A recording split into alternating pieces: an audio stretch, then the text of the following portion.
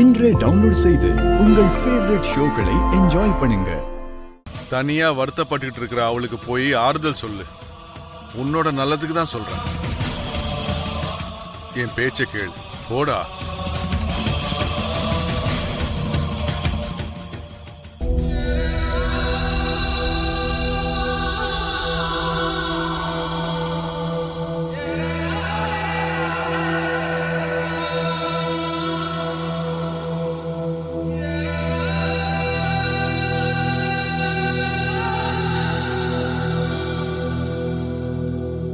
Lakshmi,